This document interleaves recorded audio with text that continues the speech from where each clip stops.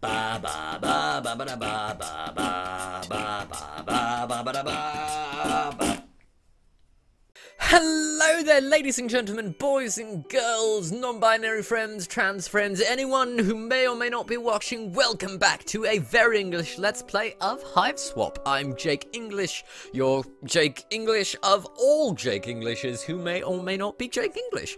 This is Dirk Strider. Say hello, Dirk. That's Dirk right down there. He's dirking along. We're back with Hiveswap. Fucking Hiveswap. I'm still excited about that, despite the puppy-induced womb terror of the last episode. But it's fucking Hiveswap, so you can't be that disappointed. I'm going to turn this down again. Please ignore the volume bar up there. It's just, I know it's present because I'm recording this a day after last time episode went up, and oh my god, all of you who left comments, my heart is singing because of you all. You're so very nice and lovely and beautiful and kind. You're wonderful people. You're all wonderful, wonderful, wonderful people. I love you all so very much. And we're just gonna go straight into it. I've forgotten to start timing, but you know, we'll roll with it. I'm going to move Joey Claire swiftly away from that puppy demon, and ooh, is that the walkie-talkie? I think that is. Your walkie-talkie! Hey! I got it in one. Good job, Jake. Pat myself on the back. The shoulder, same difference. Half of a set. Your brother has the other one. Could come in handy. Think so, yeah. Let's get that shit. There we go. Feels a little light. Oh no. Nope, no battery. God damn it. You remember the walkie-talkie when something else needed them, but you can't recall exactly what that something else was. Don't think I have anything else that would require batteries, so let's keep looking around. Would it be a book? No. Would it be... This is Sir Bappy Passwater. Bappy Passwater? Your beloved Manthro chap. I remember that being somewhere in Homestuck, but I don't remember where. You tend to his fussy whims and needs when you travel to imagine what they might be. Oh, Joey, you adorable little tyke.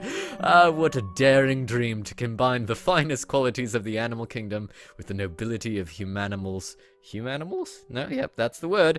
Well, wait, you mean humanity. No, humanimals is technically correct, I believe. The Harley lines go strongly within the Claire line. I'm not going to imagine that any further because that could lead to, Anyway, so Bappy Passwater, thank you for that smooth transition there, Joey. We'll have to tend to his own fussy whims and needs for a while. You've got a lot of crap on your plate right now. Damn right. Okay, what's this shit? Beanbags? Oh, alright. I'm making a big comeback lately. Beets sitting on the floor. That's all you can really ask of a beanbag. Fair enough. Alright, what's the... Oh, just walking. Okay. What? What's going on? Oh, it's just a different part of the room. Okay, alright, I can deal with that. Oh, hello. Is that Jude over? Oh, okay, alright, I guess we're looking at a different place now. Oh, puppy, oh, little puppy, poor puppy. Oh, that icky, snaky thing hurts her. If that icky, snaky thing hurt her... Oh, past tense. Gotcha. No, I'm good. Well, you'd use your budding veterinary skills to patch her up and make it all better, but you'd also be very angry. That's about right. Now, she doesn't seem to want to come out of a doghouse, but you don't blame her. And the earlier cutscene, I believe she was sticking her butt out right at the other thing, which hopefully would dissuade it because of, scared puppy farts. I know were I a dog, would be farting viciously at any animal who came my way. Also, there seems to be a whole lot of other animals, and I'm terrified to know where they may be coming from. What the hell is that? It'd be nice if those monsters were weirded out by that weird skull fountain as you are. Unfortunately, that thing is probably monster chic. Yeah, you know, she's probably right. Okay, leaf pile. Remember when you were raking up those leaves, your dog knocked Jude over and you laughed and everything turned to monsters. Memories. Oh, sky blacked out there for a second. It's fine. It's probably fine. The sun had just set, making for a glorious autumn eve. As such, autumnal evening glory radiates from the heavens, kissing the clouds on its way down to earth. Stupid clouds, all untouchable and ephemeral and stuff. Jude. Suck, Joey. I just said suck and fuck, which actually when you combine the two, it's just suck. Anyways, So, let's see if we can touch those bats. Can we touch those bats? Where's the bats? That was the bats. Okay, no, it's just the sun again. Alright, what do you have to say about the monsters? Yikes! More of them? Gentrification is a real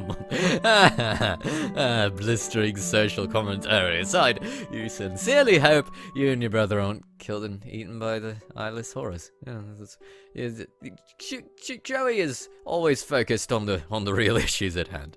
Okay, looks like Jude scurried up to his treehouse to get away from that thing, unsurprisingly. He acts like it's his mission control room up there, as if a goofy kid legitimately has any secret business of that sort. Outrageous. Outrageous. It's poor people sleeping with the shade on the light. Did anyone get that? Dirk, did you get that smooth, sly, Steely Dan reference right there? Half of the duo died recently, so it's a little less cool than I thought it would be. But I'm sure that no, actually, they weren't making any music in the 90s, so it's more relevant than it could have been, which makes it less cool, and thus my aggressive tone is. Let's move on. So you're not allowed up there, he says. To which you reply, you'd rather step on a rake than set foot in his rickety little nerd. God damn, brothers and sisters are wild as shit. Personally, I get along just fine with Jade, so fuck off. You school him so often, you should really be pulling in his teacher's salary. God damn. Wow, Joey, Claire, you are a sassy motherfucker. Okay, you briefly muse on the metaphorical significance of the flashing light. What could it represent? The past, the future, America. God damn. It's your stupid brother. You need to get in touch with him. It's probably Morse code.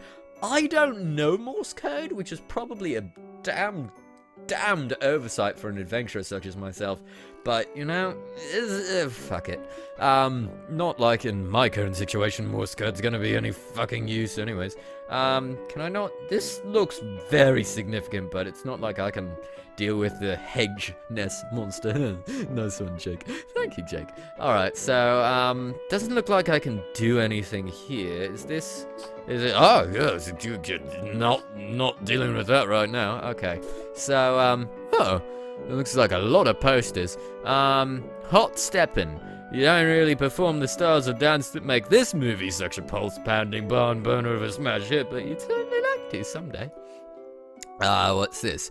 The story keeps happening. This is a reference to the never-ending story. Just look at that childlike empress. She sure looks pretty pleased with herself for someone who's only in the movie for about 5 minutes. You know, these are all movies that I believe I was extremely familiar with when I watched them constantly when I was much younger. Events have occurred since then that have put them out of my mind. Is that Second Mom? That's in the Mother reference, isn't it? This game is only available, in Japan, but there's this kid at school who says that his uncle works at a game, and he says that to play all sorts of secret games before they even come out. Here, he runs off at the mouth like he has all this insider information and sources inside the games companies, but honestly, I think he's just desperate for attention. You tend to ignore him and focus on more pleasant things like the super cool poster. Second Mom rules! Yeah, little backwards there. Oh, look at all the game consoles over here. Look! Alright, you love your video game console, you're a computer games enthusiast at heart, but you can't help but enjoy the tactile sensation of a controller in your hand as you fight evil and save animals and etc, lots of etc. Ah, Joey. Girl after, well, at least my own aesthetic. Your prodigious collection of titles for your consoles, hungry cartilage. I almost said cartilage. No, we aren't dealing with more creepy shit this time. We are not having consoles with cartilage-shaped mouths.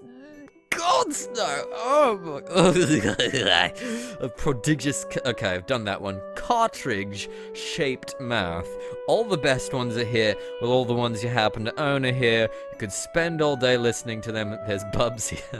I remember that from earlier in the year. There's mentioning Bubsy makes you feel a little queasy, so you think you'll stop there. Might lie down for a bit, actually. Dirk, I don't remember what Bubsy looked like. To disturb all of our lovely viewers, put a picture of Bubsy up there. Thank you. Alright, bye. Okay, is that Bubsy? I'm pretty sure that's Bubsy. What could possibly go wrong? No, never mind. I guess you don't have to put up Bubsy. Put up Bubsy again. Thanks, Dirk. That's what Bubsy would say if he were here. He would never stop saying it. You'd hear it in your head forever, echoing like screams echo across still water. love this game. What's this one? You love Block Hustle, the game of descending columns that could disappear as lines are filled, but you could only find a poster of the American box art. As American box art is always stranger. Can I actually play a game? You just save before fighting the final boss, which means you'd need to budget several hours to fight through its various forms. God damn, and anti-forms and transformations, and look, you got a lot on your plate right now. Fair enough, Joey. Ooh, is that hungry, bunnies it looks like? Those don't look like hippos to me. Is that Jenga? And there's a little ponies, and there's the bears. Can't look at all of them, but that's alright. And that, can't look at the lamp, and can't look at the stickers, and what the hell is that? Those definitely look like Spurb characters. The bounty hunter's advice for dealing with monsters would probably be to shoot them, or change your shit. Oh, it's Metroid shit. Or both at once. She's cool, but pretty difficult to emulate. Fair enough, Joey. You can't really Metroid the Metroid. Or I guess the Samus. You can't really Metroid the Samus. You can't really... You're just quote saying Ginger Rogers, right there. I guess you can't really sue the Homestuck. Oh, whatever the fuck. Gosh, she's really something. Greatest tap dancer ever clattered gracefully across the screen. Probably. No, wait, definitely. And still kicking. When did Ginger Rogers die? Dirk, throw up Ginger Rogers' date of death. That'll certainly spruce up this Let's Play. Okay, Canadian Campfire Spookums is the best. And what about those kids who get together in the woods every week, and one of them throws some dust in a fire, and then they tell a scary story, and the scary story is the episode. Guess you kind of focused more on the framing narrative than you did on the stories, but whatever, it's the best just like you said. Is that real? Dirk, is that real? I think that sounds very strange to be real. God, the 90s. The 90s. You know, I was, well, I mean, quote-unquote, born, such as I could have been, in the 90s, such as they could have existed. But the 90s existing. Yeah. So I sort of was there for the 90s, but God, you know, I didn't participate. I'm not responsible for this. What the fuck's Acorn's Shadow? Acorn's Shadow. What's another thing you did, Dirk? Surprisingly dark for a show about a group of horse friends that can't understand some troubling psychological roads. Okay. Alright, before we end the episode, let's just look at this so we can finish off the... Oh god, that was a really quick transition there. Oh, I had to swallow down some saliva. Okay, pens, can't look at the pens. Diary, I can open that, so let's look at this. Little girl there, she's destined for big things, big hope, big fears, big worries, big lonelinesses. Oh, Joey. Big puppies too. Now hold on, pull yourself together. What would your mom say if she knew you were thinking like that? She'd probably say, because she's dead. Sorry, that was really mean. Oh, I'm so sorry. If I existed in this universe, which I totally don't, and totally didn't abandon this child, totally, I really wouldn't be that mean, right? Right, guys? Right? You really wish you knew. Oh. Let's look at the other picture. That totally won't be depressing. Since you've been gone, you've seen less and less of Pa over the years. Guess he had greener pastures to move on. I don't know how that song goes. Or bluer beauties. Oh, that sounds. Old me is a douche. Alright, let's get this out of the way before we move on to the next, to the opening. You know, we'll open the diary in the next episode. But let's get this out of the way. So, beta me, at least. Okay, so Homestuck meta time. So, beta me, or old adventurous me, probably, don't know for sure, but probably exists in this universe. And I fucked Joey's mom! Probably. Don't know for sure. Probably, though. I guess she's blue and abadoo-abadai. But in theory, I'm rambling here because I feel terribly guilty for abandoning this adorable child. Or at least one version of me did. One douchey version that really loves abandoning people. But point is, Ah, okay, that's a really annoying sound to make. Dirk, please slap me. Don't actually do that. I mean, you can't, because this is a recording, but don't do that. Anyways, point being, so I, old adventure beta me that got shot by a gun, abandoned this adorable child after her mother died mysteriously, and that's a horrible thing to do, and she probably detests me, so I take full responsibility for that, and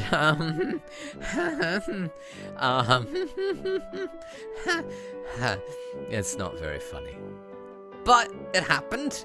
And next time on a very English Let's Play of Hiveswap, I deal with more abandonment issues that an old alternate universe version of me caused with this adorable squishy child.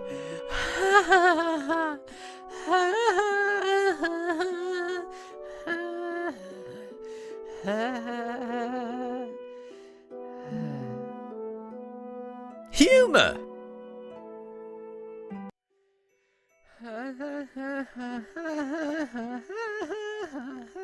Look at this dancing mouse, it's so happy and not a sad abandoned child.